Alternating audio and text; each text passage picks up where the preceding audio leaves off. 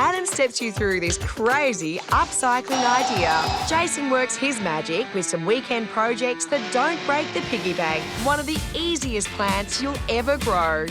Will you look at that? Isn't it great? I've got my hands on this beautiful old rustic ladder. It's got so much character. The only problem with it is it's not safe for climbing anymore.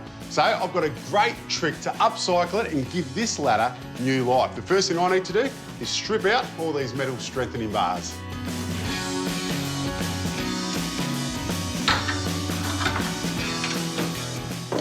So what is it that I'm turning this old ladder into? Well, it's a bookshelf. How am I going to do it?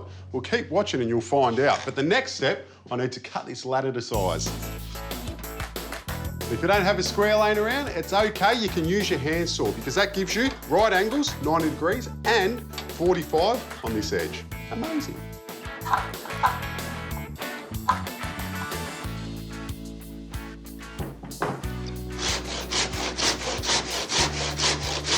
And to cut the ladder up, I'm just using a miter box, and it's always a good idea to make sure that it's fixed down to the table. So I've just got a couple of screws in it.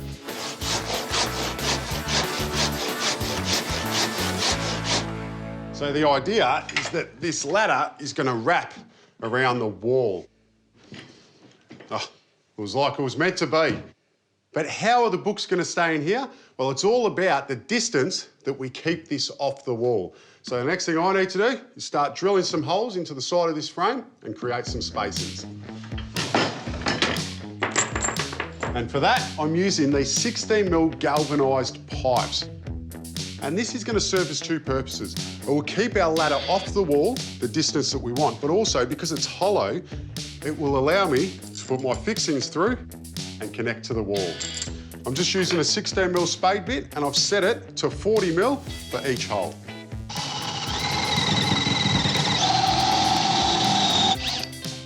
And with all the holes drilled, the galvanised pipe goes in one side and then the bugle will slip in from the front. Now needs that. Now it's time to join up the miters. So I'll be gluing and putting a 75mm screw straight through the centre, and then for extra strength, I'm going to be putting some hoop iron at the back.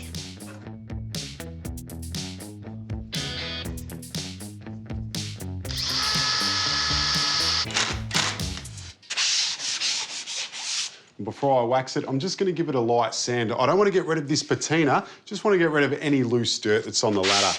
And then I'll be using a wax to finish it off.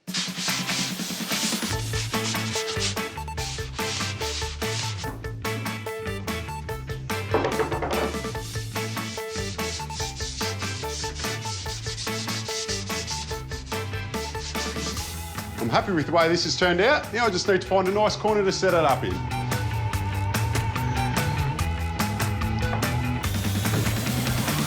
So we don't damage the plaster, I'm just going to be putting a washer behind our spacer. And that will just distribute the weight and keep everything looking neat.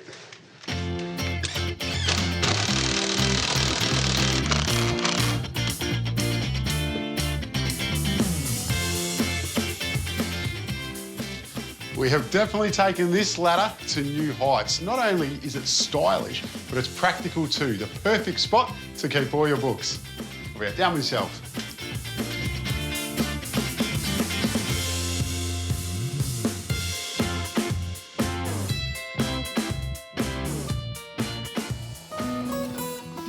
Recently, Tara and I renovated the bathroom at our makeover house, and you may have noticed a stool in the corner of the bathroom. Well, tonight I'm going to teach you how to produce that stool, and it all starts with this dress pine, and the first thing I need to do is start cutting it up.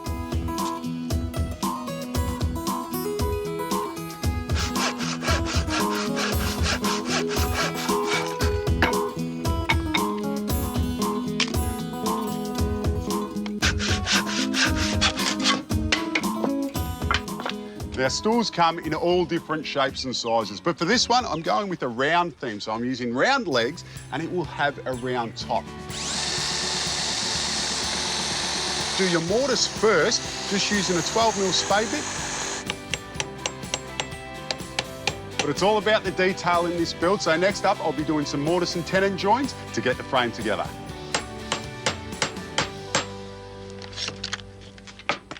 So what's a mortise and tenon? Well, this is the mortise, the hole in this bit of timber, and in this piece I'll be doing the tenon, which means I'm going to shave the outside of the timber down so it fits through the hole. Now you might think, why don't you just butt the two together and put a screw in? Well, you could do that, but what this does is it creates detail, but it also creates strength.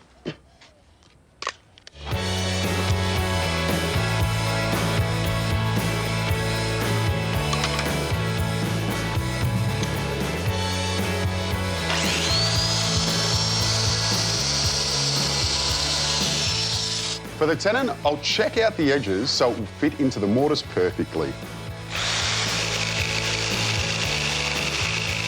And using a jigsaw is the easiest way to make a halving joint.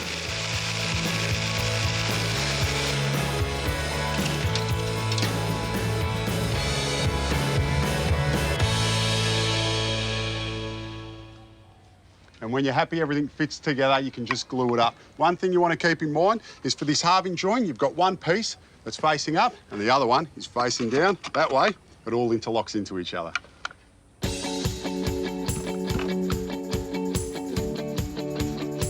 And with any excess glue, you just want to make sure you use a damp cloth to clean it all up.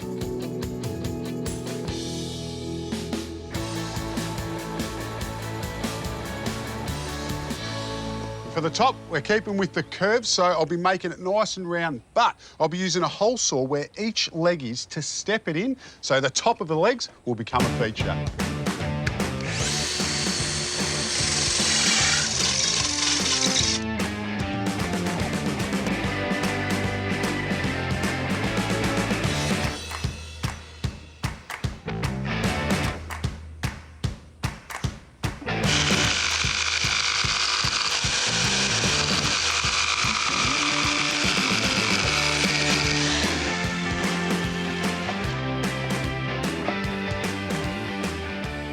Top cut out, we can see all the end grains of our legs, and that's the nice detail that we're after. Now I just need to sand it all up to finish it off.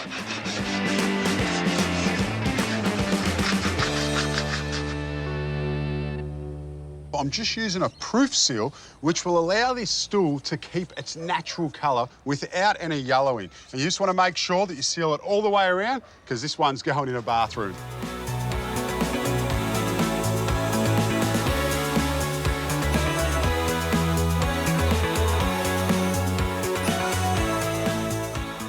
There we have it. I think that is one good-looking stool that will definitely be the talking point in anyone's bathroom.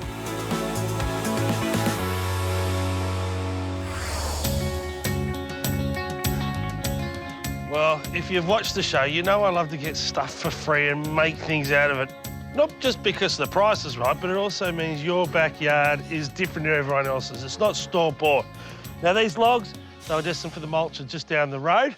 I've saved them. The hardest thing about this job is actually getting them in the back of your ute or getting them back to your place.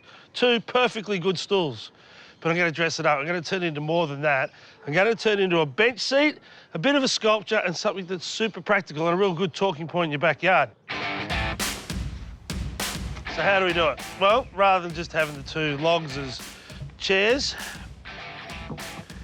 we grab a chainsaw, the most dangerous part of the job, cut a slit through here that can slide into, and then alternate on the other side of the log a slit through this one. If we measure up from the lawn and get about 450, which is a comfortable seat height, you can dress it up or keep it as rustic as you like. These two logs are different heights, but it doesn't matter as long as I'm coming up off the ground the same amount. So I'm marking 400, that's the bottom of my seat. Then I'm going to take out the 50mm groove, and the top of my seat will be 450. I'm marking where the timber is coming down and hitting the post and also across. And I'm only going to mark the entry and the exit of the chainsaw. If I marked it all the way around, I'm just going to confuse myself. Doesn't work out, get decent firewood.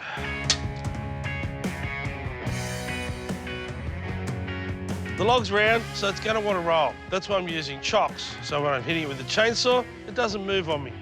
Now I need to cut into the logs about 200mm deep. A circ-saw just won't go that deep, and a handsaw would take you a month of Sundays. So unfortunately, the only option is a chainsaw.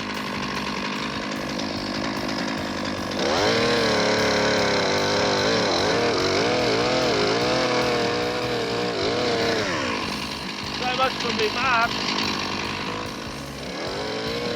I'm just taking out slithers and I'm using the end of the chainsaw, which gives you potential for it to kick a lot more than I'm using the bar.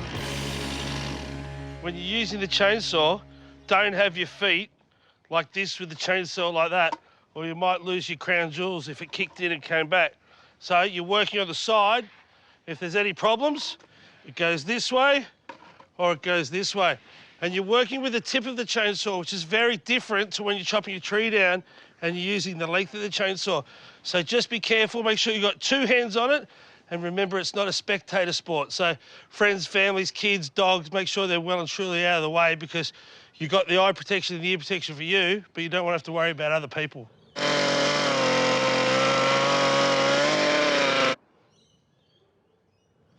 The truth is, as soon as I hit the log with the chainsaw, my marks disappeared, so I was cutting blind.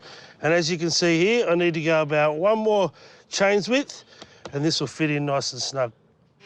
You're better off taking a little bit and checking it out. If you go too hard too early, it's not going to be tight. Your friends are going to fall over when they sit on it.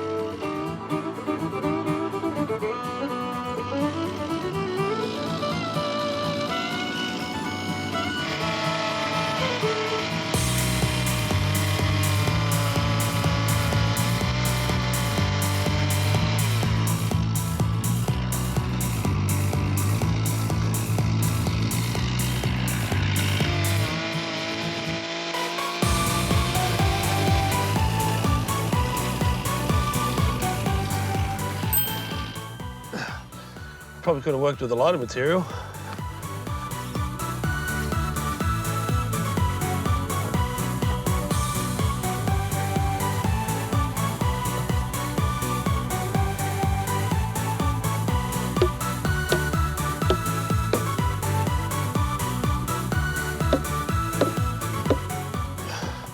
So 2 cuts with the chainsaw, a slab of timber for the seat, a splash of stain, and we're done.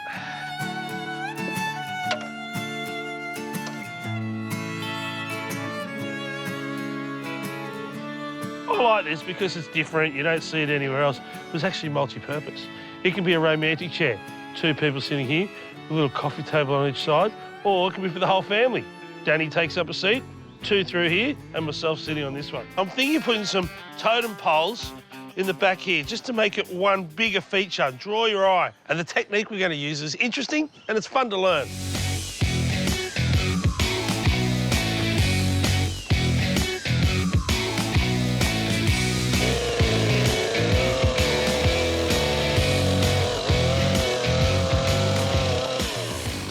So I cut a hardwood sleeper in half, and I've got another one here that's 1600mm long. Now, it's important when you're doing this particular sculpture, you don't use any form of treated pine, because I'm going to burn the surface. Now, if you remember way back, I did a sculpture out of bike cogs. It was one of the most successful and popular things I ever did. So I've raided the shed, I had a few left over, and all I'm going to do is place them out and burn the timber, leaving a silhouette where the cogs were, creating a beautiful sculpture that'll sit just behind my new bench. If you don't have enough, don't worry. You could burn up here, and then when they cool down, reuse them down there.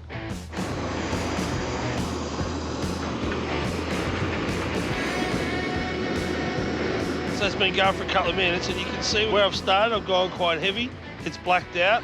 I'm a little bit lighter up here, and you can see a bit more of the grain of the timber. I reckon contrast between the two is a nice, subtle difference. And this little beauty that's doing the damage, you can buy as a kit with the lid on top, and you can just buy replaceable bottles. To knock this over has taken me about 15 minutes. The clouds and the rain haven't been kind, so I reckon I could have done it in 10. And I've used only the 1 cartridge, so the second one might be for another job one day. Once you peel them off and you look at it like that, you can start to see what it's going to look like. The silhouette looks fantastic, and I love it when there's a little bit of separation between it and you can see the continuation over each of the sleepers. Now, in the ground, a couple inches apart, it looks spectacular. The 3 different heights give it another point of interest. And sitting behind that little bench we knocked up earlier, it's like a mini makeover.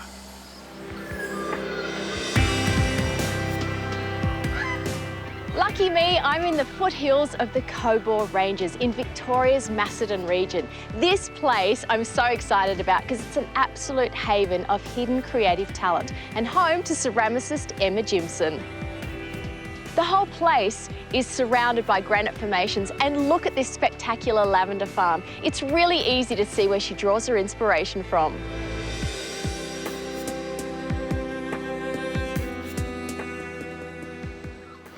Hello. Hi. How are you? So nice to meet you. I've heard so much about you. And likewise. Oh, let me shut this door. Welcome. Come on in. It's a bit fresh out there. How long have you lived here? We've been here 9 years now. Oh my gosh, from the city? Yes. Big sea change? It's big. Because to but me, wonderful. I think it would be the most perfect thing. Just grab my kids and off into the bush and just live the quiet life. So obviously you have that side of it. Yes. So what's so good about life in the country? You get to see the seasons here. You get to really feel them, and you're living much more with the elements, I think, than when you're in the city. Does it influence your work? Massively. Yeah. I can't help but be influenced. And when I look out there and I see all the forms and the shapes and the textures and the colours, it's just beautiful. Now, I've been told that you're not just a decorative ceramicist. Your things are functional, they're practical, and they're beautiful. That's my aim. Yeah. That's definitely my aim.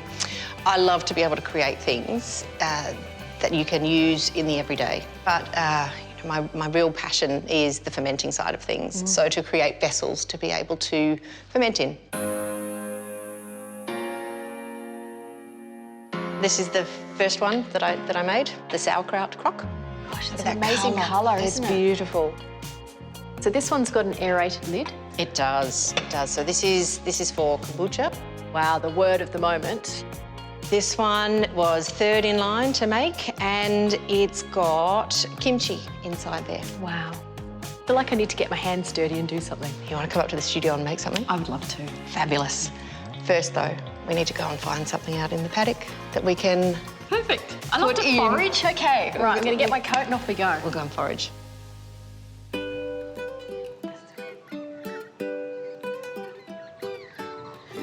Watch me end up in the dam. That could happen. Let's not do that. This here is a kangaroo grass. It's sculptural, it's beautiful, it's got gorgeous wisps on it. I love that you see the beauty in everything around you. It's so nice. All right. Welcome to the studio. I love it. It's so good. Emma uses a wide variety of techniques. This one in particular is called a hump mould. So it's made out of plaster. Uh-huh. You can make it to any shape that you want. And the difference with this process is that we use a slab of clay that we then drape over. Of course, hence the name hump. Hence the name hump. I love this in itself. It's just like a big tablet. It's beautiful. So, final cut. That's an amazing tool. Ta-da!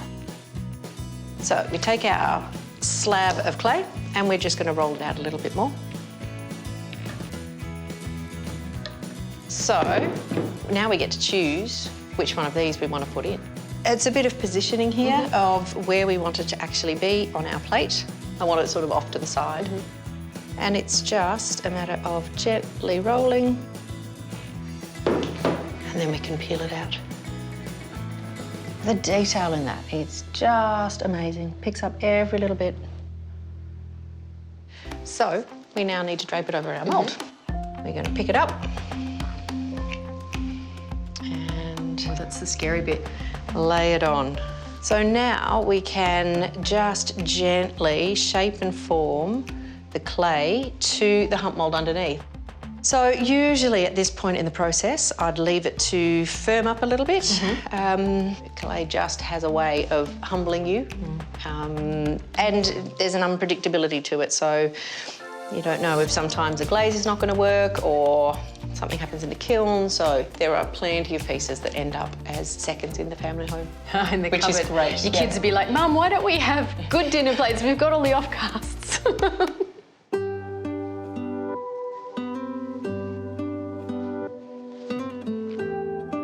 So once it's had its time to form over here, to firm up a little bit so that it's going to hold its shape, we've trimmed off the edges and now we get to pop it off.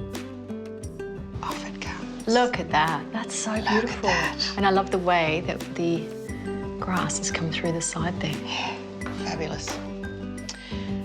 So at this stage, it's still really impressionable. We want to treat it really gently. It's going to now sit on this shelf and dry until it is bone dry and then go into the kiln for its first firing. When it comes out, it's going to look like this. It's a really different feel. It's amazing. So how has this gone dark? So what happens between bone dry and going in the kiln is we're going to put a bit of stain in it. Oh, and that perfect. stain's really just going to highlight all of those little beautiful details. That will then get glazed and it's going to go back in the kiln up to 1280. Wow.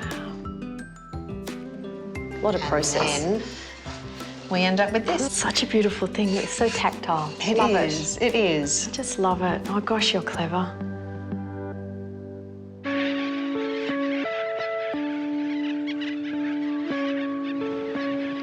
Perfect weather for soup, right? Isn't it just? It's amazing. Not only are you the most incredible lady and ceramicist, but you're a great cook too. Oh, thank you. Fabulous. This must be such a proud moment when you can put food on the plates you make. It is. It is. It's wonderful. And to have people share it with you, it's even better. So good. Thank you. Thank you for the day. You are so welcome. Good. Thank you for coming. What's not to love here, huh? Enjoy. Oh. So good.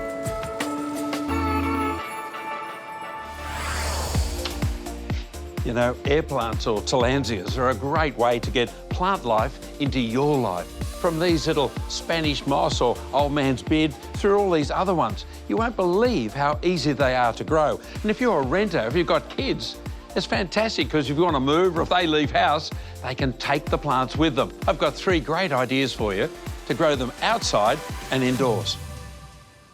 Now, the first one could not be simpler. If you collect rocks like I do, you know, that have a little bit of character, well, you can turn those into a stand which your Tillandsias, your air plants, can sit on for life. So just pick any interesting rock with a bit of texture and colour to it. Now, the first thing you'll need is some, I know it looks like copper, but it's actually anodised aluminium wire. Copper actually doesn't help the plants at all. In fact, it kills them. Around about 20, 30 centimetres long. Fold it over, leave about 1/3 hanging off the end, and then just have it nice and tight and secure on the rock. Then make a bit of a loop on the top with your finger. Select which Tillandsia you're going to use. Oh, this one's great. Okay, little furry little chap, look at it. It's like a little exploding firework. Secure it into the wire so it just goes through some of the little leaves. Then, that's it. It just sits there.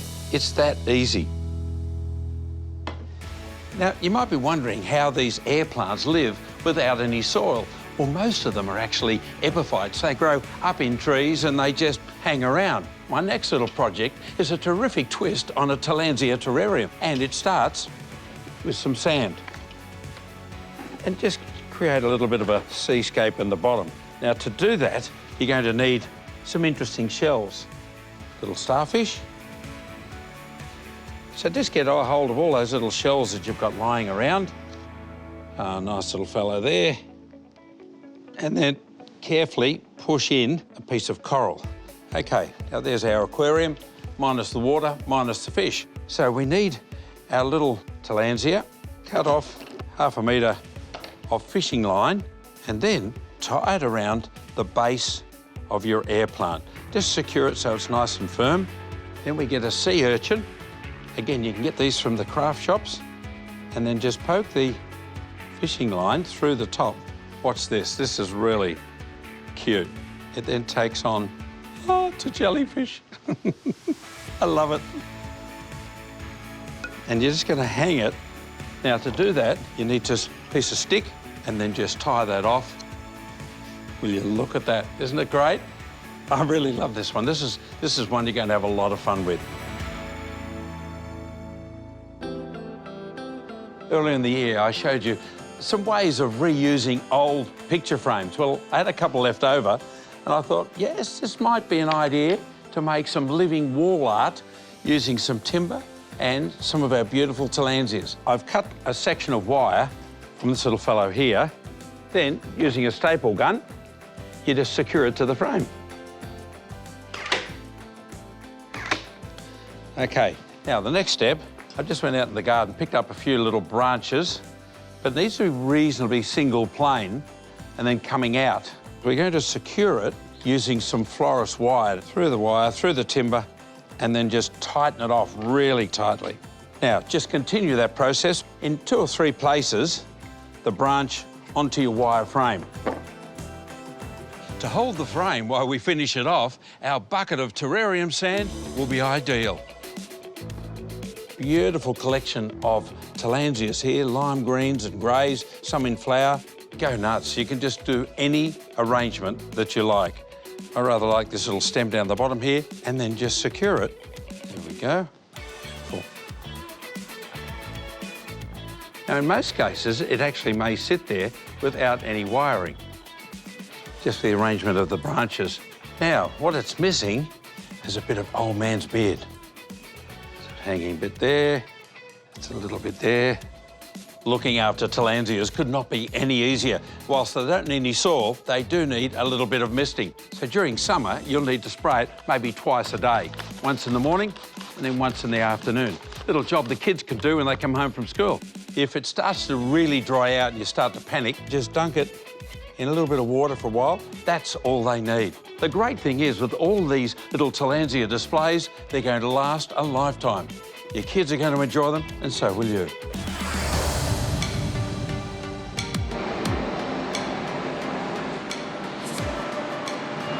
Welcome to Melbourne's Tullamarine Airport. It's pretty early in the morning, and I'm here with Australian Border Force's team of elite detective dogs. Their job is to keep Australia safe. You could say these dogs really do have a nose for trouble. This year marks 50 years that Australia's Border Force detective dogs have been sniffing out illegal substances. Not just at our airports, but at our seaports, cargo and mail depots too.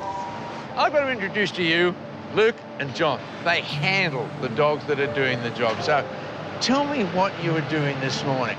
So basically that's international bags and passengers arriving from Auckland, and we're searching with a dog to find any narcotics, firearms, explosives, tobacco and money. How much do you trust this dog's decision-making?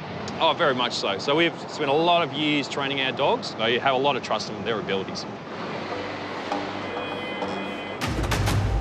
So I'm down in the international terminal.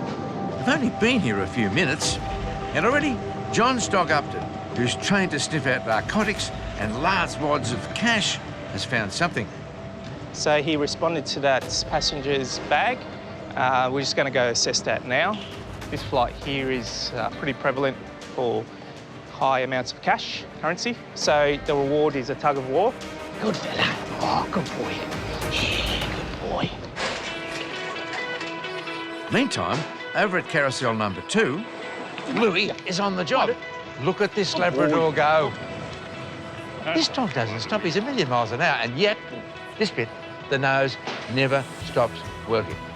Because that is what protects this country about the importation of so many things we just don't want to see here. Silas, this is a dog that really loves his work. Mate, how do you keep up with him? Oh, I do a lot of running. He's so quick. He is very quick, yes. Really quick, isn't he? And He is. the nose doesn't miss anything. No, he's still, you'll notice, if you look at him, he's still searching each bag as it goes past. He's still putting his nose on each one. That was good fun, wasn't it? Eh? You enjoyed that. Yeah, he loves it.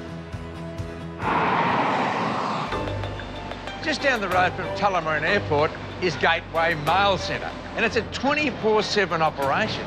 There are 4 places like this right throughout Australia.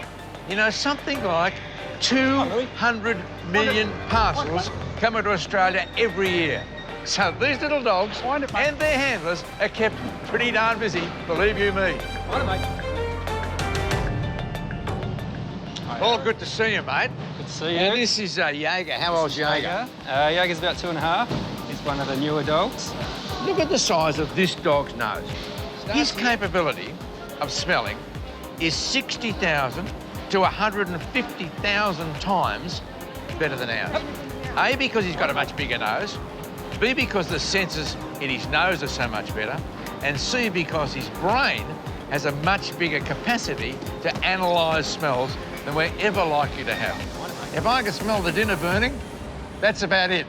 And I know I'm in trouble, because I'm the cook. Now, if you think that's all there is to checking Australia's mail, Well, you'd be totally wrong. Because on the other side of the building is an area devoted to agriculture. This is called biosecurity. What's involved in all of those? Well, let's ask Stacey. What are you looking for, or rather, what is the dog looking for over here? So our dogs are looking for fruits, vegetables, meat, plants, seeds. Have you found anything this morning? We found some fresh plant this morning, so with soil and roots, everything attached. The whole lot? The whole lot. They could bring in diseases. They can, yeah. Hello. How are you? Are you good? You happy to see a dog? Give us a kiss. Mate. Oh, yes. One of the few dogs that's happy to see a vet. Probably doesn't know, do ya? Look at you. Do you know what blows me away in this whole thing? That for the dogs, it's just a game. It is. It's just good fun. But for you guys, it's serious stuff. Yeah. Because you're putting, if you like, the future of this country's agriculture in the paws of a dog. And for a dog, it's just a game of hide and seek, basically, all day, every day. With a reward. Yeah. What a great job. Yeah. You get paid to play. After stiffing the whole counter of letters, Louis returns to one particular box, and he's not going anywhere. Oh, he's a good boy, Louis. Louis, good boy. Good boy, Louis. He's a good boy. He's still like a big pup, isn't he? He certainly is. He loves it. That was amazing stuff, right? He sort of went past it the first time and then came back to it again. Yeah, right? that's right. And, OK, where he's sort of sitting and looking at those envelopes, there's probably any one of 10 envelopes that are there. That's right, What's yeah. the next process after that? OK, so we call that a conditioned response. He's had a really good look at it. He's sat down, he's done what he's supposed to do. Right. We'll take a... Just like a big lettuce. kid. I know, he Look loves at this tail going. And who would have thought that a dog would react to a rolled-up nappy the way he does, you know? He lives for this. He loves it. You love this dog, don't you, mate? I do love this dog. So it seemed to be that, without touching anything, it seemed to be that sort of area. So he was like you involved saw, in. yeah, this is the area he stopped. He went on this side of it, got all interested, went around that side and gave a response. That on that, yeah. Which is quite good because it's quite tricky for him to sit up there. They normally sit on a nice flat surface like that. So where does that go now? We're going to take it into our testing room. Yes. And have a look at it in there and verify what it is. How good is that? Julie, what have you got? We had our detector dogs alert to this letter coming from the UK this morning, and in here we have obviously a clip seal bag of sorts. You're not sure what's in there yet? No, exactly, which is why we're protecting kitted up. ourselves. Yeah. This is where suspicious items are tested. And today, it looks like Louis the Lab was definitely onto something. So this is an excellent find by the dogs, and that's 10.4 grams. You can't get it past the dog. I guess it's your children you worry about more than Exactly, you know, anything else. I have a child, and I'm just grateful that I am at the forefront in stopping this stuff from getting on the streets. Now make sure you're watching next week, because we're going to find out how they train these guys. Plus, meet some of the force's cutest new recruits.